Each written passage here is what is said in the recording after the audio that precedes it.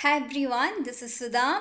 நான் வந்து எல்லாருக்கும் வந்து இன்னைக்கு ஒரு பைத்தான் லாங்குவேஜை பற்றி சொல்ல நினைக்கிறேன். ஏன்னா எல்லாருமே வந்து நிறைய லாங்குவேஜ் தெரியும், விபிஐ தெரியும், எனக்கு பவர் ஆப்ஸ் தெரியும், கோடிங்ஸ் தெரியும், பாவிஐ தெரியும், அதுக்கப்புறம் ஜாவா தெரியும், next C plus plus visuals so நிறைய தெரியும் அப்படின்னு சொல்லும்போது நம்ம பைத்தானுக்கு நிறைய அட்வான்டேஜஸ் இருக்குது. ஸோ இந்த பைத்தான் லாங்குவேஜில் வந்து டேட்டா அனாலிசிஸ்க்கு ரொம்ப இம்பார்ட்டன்ஸாக இதை நம்ம யூஸ் பண்ணிக்கலாம். ஏன்னா இது வந்து ஓப்பன் சோர்ஸ், இதில் நம்ம லைசன்ஸ் வந்து அதிகமாக தேவையே கிடையாது. ஏன்னா இது ஓப்பன் சோர்ஸ், கூகுளில் போயிட்டு நம்ம டவுன்லோட் பண்ணி அந்த சாஃப்ட்வேரை நம்ம யூட்டிலைஸ் பண்ணிக்கலாம். இதோட கோடிங்ஸ் வந்து ரொம்ப இங்கிலீஷ் லைக் லாங்குவேஜாக இருக்கும்.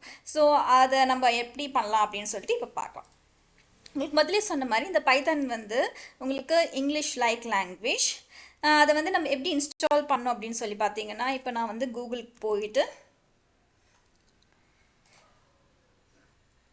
அனகோண்டா அப்படின்ற ஒரு சாஃப்ட்வேரை டவுன்லோட் பண்ணோம். ஸோ அனகோண்டா டிஸ்ட்ரிபியூட்டரில் போயிட்டு டவுன்லோட் பண்ணிங்கன்னா இது வந்து நிறையா இது வந்து comfortable with any platform like Linux, Mac, அதுக்கப்புறம் மைக்ரோசாஃப்ட் எது வேணாலும் கம்ஃபர்டபுளாக இருக்கும். ஸோ நமக்கு இந்த அனகோண்டாவில் நீங்கள் யூஸ் பண்ணுற சாஃப்ட்வேர் எதுவோ, அந்த ஆப்ரேட்டிங் சிஸ்டம் எதுவோ அதுக்கு ஏற்ற மாதிரி நீங்கள் டவுன்லோட் பண்ணணும். நீங்கள் டவுன்லோட் பண்ணதுக்கப்புறம் உங்களுக்கு வந்து இந்த அனகோண்டா ஃபைல் வந்து டவுன்லோட் ஃபோல்டரில் போயிட்டு சேவ் ஆகும். அங்கே இருந்து நீங்கள் இன்ஸ்டால் பண்ணிக்கணும். இதை இன்ஸ்டால் பண்ணதுக்கப்புறம் உங்களுக்கு ஜூபிட்டர் நோட்டுன்னு ஒன்று டிஸ்பிளே ஆகும். அங்கே தான் நம்ம கோடிங் எழுத போகிறோம். அதுதான் வந்து உங்களுக்கு ஸ்டூடியோ மாதிரி, அந்த ஸ்டூடியோவில் தான் நம்ம கோடிங் எழுத போகிறோம். நம்ம வந்து ஜூபிட்டர் நோட்டை ஓப்பன் பண்ணுறதுக்கு முன்னாடி அது வந்து கனெக்ஷன் வந்து ப்ரொவைட் பண்ணோம். அதுக்கப்புறம் உங்களுக்கு தானாக இன்ஸ்டால் ஆகிடும். ஸோ இதான் ஜூபிட்டர் நோட்டு. இதில் வந்துட்டு நமக்கு டெக்ஸ்ட் ஃபைல் இல்லை நிறைய ஃபோல்டர்ஸ் இருக்குது. நமக்கு வந்து டெக்ஸ்ட் ஃபைல் வேணும். ஏன்னா அங்கே தான் நம்ம டெக்ஸ்ட் ஃபைலில் தான் நம்ம கோடிங் எழுத போகிறோம். ஸோ ஃபார் எக்ஸாம்பிள் நம்ம பைத்தான் லாங்குவேஜோடைய ஸ்டேட்மெண்ட்ஸில் எப்படி இருக்குன்னு பார்த்தீங்கன்னா, இது ஒரு assignment statement. n is equal to 10, r is equal to 5, p is equal to 100 and இது ஒரு ஃபார்முலா. இந்த ஃபார்முலா வந்து எக்ஸிக்யூட் பண்ணி கால்குலேட் பண்ணி இதை வந்து பிரிண்ட் பண்ணோம். பிரிண்ட் பண்ணால் நமக்கு இந்த வேல்யூஸ் கிடைக்குது. இது எப்படி நம்ம எக்ஸிக்யூட் பண்ணோன்னா, ஃபார் எக்ஸாம்பிள் நான் இந்த இடத்துல வந்து 200 போட்டுட்டு ஜஸ்ட் எக்ஸிக்யூட் பண்ணால் இதோட வேல்யூஸ் வந்து நமக்கு அவுட்புட் கிடச்சிடுது. அதே மாதிரி இது ஒரு ஸ்ட்ரிங் ஃபங்க்ஷன், ஸ்ட்ரிங் ப்ரோக்ராம். இந்த ஸ்ட்ரிங் ப்ரோக்ராம் எப்படி கால்குலேட் பண்ணுறாங்கன்னா, இதில் வந்து a is equal to 10 assign பண்ணிக்கிறாங்க, b is equal to 20. இது ரெண்டுத்தையும் வந்து பேராமீட்டர் மாதிரி இந்த ஸ்ட்ரிங் இந்த சென்டென்ஸில் பாஸ் பண்ணுறாங்க. அது பாஸ் பண்ணுறதுக்கு பிரிண்ட்ன்ற ஸ்டேட்மெண்ட் யூஸ் பண்ணுறாங்க. பிரிண்ட்டு ஸ்ட்ரிங்ன்றது வேரியபிள் என்ன ஃபார்மேட்டில் பாஸ் பண்ணணும், அதோடைய பேராமீட்டர் என்னவோ அந்த வேல்யூஸ் ரெண்டுத்தையும் parameter pass பண்ணுறாங்க. பண்ணும்போது there are 10 students in the class with 20 who plays at least one sport அப்படின்னு வருது. சரிங்களா? அதே மாதிரி லாமிடா ஃபங்க்ஷன்ஸ் வந்து இது வந்து வெரி யூனிக்குன்னு பைத்தானில் தான் இந்த லாமிடா ஃபங்க்ஷன்ஸ் யூஸ் பண்ணுறோம். ஸோ இது வந்து இது இன்னொன்று. இது வந்து எதுக்காகனா, இந்த ப்ரோக்ராம் வந்து to compare 5 to the power of double star use பண்ணும்போது வர வேல்யூவும் பவர் ஆஃப்ன்ற ஒரு ஃபங்க்ஷன் பில்லியன் ஃபங்க்ஷன் யூஸ் பண்ணும்போது வர வேல்யூ சேமாக இருக்கான்னு பிரிண்ட் பண்ணுறதுக்காக தான் இதை யூஸ் பண்ணோம். ஒர்க் ஆகிடுச்சு. இது வந்து என்னென்னா, இதில் வந்து நிறைய காம்ப்ளெக்ஸ் டேட்டா டைப்ஸ் இருக்குது. லிஸ்ட் நமக்கு தெரியும், அரே தெரியும். இதில் வந்து டிக்ஷனரின்ற ஒரு data type. Dictionary data type எப்படின்னா, இந்தியானா டெல்லி, அதோட கேபிட்டல் சென்னை, சைனா அப்படின்னா பைஜிங், ஜப்பான்னா டோக்கியா, கத்தார்னா டோஹா, நெக்ஸ்ட்டு ஃப்ரான்ஸ்னா மர்சிலிஸ். அதை வந்து நம்ம சேஞ்ச் பண்ணிக்கணும். இப்போ வந்து நான் வந்து இந்த பர்டிகுலர் டிக்ஷனரி வேல்யூவை நான் சேஞ்ச் பண்ணிக்கணுன்னா அதுக்கு அப்டேட்டுன்ற ஒரு ஃபங்க்ஷனை கால் பண்ணிவிட்டு பில்லியன் ஃபங்க்ஷனை கால் பண்ணி அதில் வேல்யூஸ் பாஸ் பண்ணிட்டு அது பிரிண்ட் பண்ணால் இப்போ நான் எனக்கு ஃப்ரான்ஸ் வந்து பாரிஸ்ன்னு சேஞ்ச் ஆகிடுது. இது வந்து செட் டேட்டா டைப்னா இப்போ வந்து உங்களுக்கு வந்து சீக்வன்ஸ் ஆஃப் நம்பர், இது வந்து ரிப்பீட்டடாக நம்பர் கொடுத்தா கூட உங்களுக்கு வந்து ஜஸ்ட் யூனிக் வேல்யூஸை தான் எடுத்துக்கும்.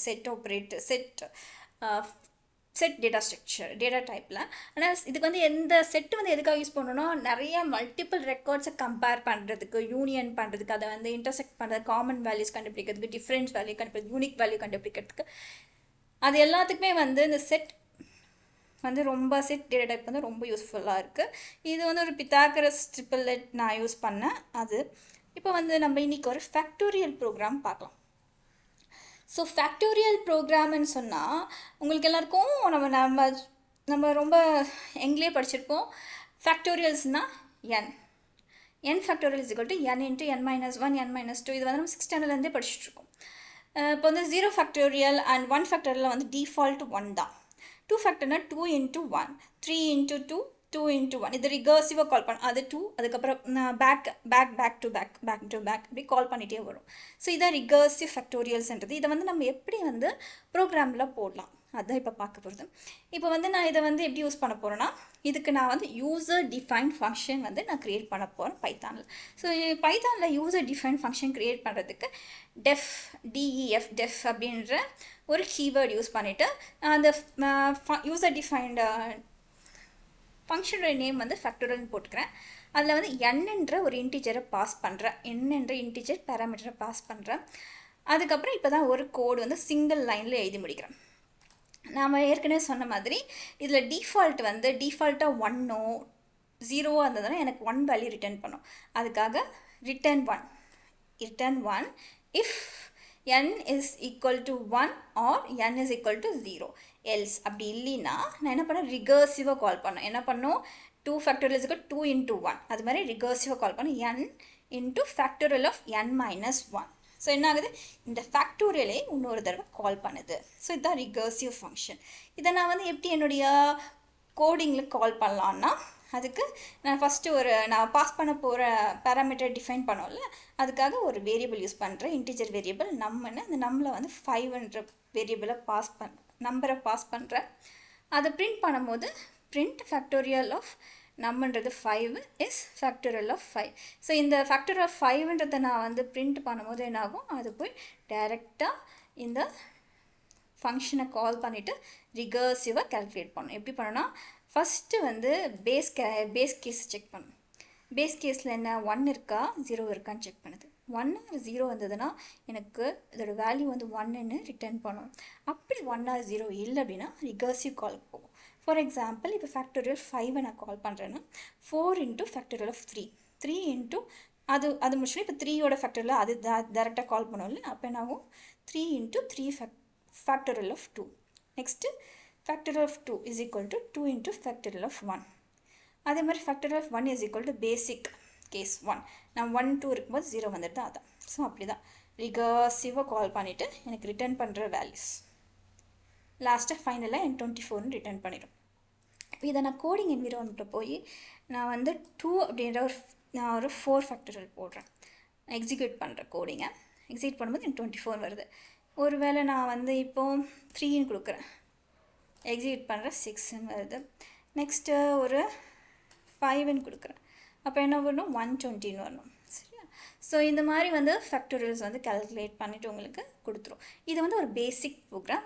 உங்களுக்கு வந்து இதில் என்ன ஆகுதுன்னா, உங்களுக்கு ரிகர்சிவ் காலோட ஃப்ளோ தெரிஞ்சிடுது, எப்படி யூஸ் பண்ணலாம்னு தெரிஞ்சிடுது. ஸோ இதை பேஸ் பண்ணி நம்ம வந்து இன்னும் நிறைய கோடிங் எழுதலாம். என்னென்ன கோடிங்ஸ்லாம் எழுதலாம் அப்படின்னு சொல்லி பார்த்தீங்கன்னா, நீங்கள் நிறைய லைப்ரரிஸ் இருக்குதுன்னு முதலே சொல்லியிருக்கேன். விஷுவல் லைப்ரரிஸ்லாம் இந்த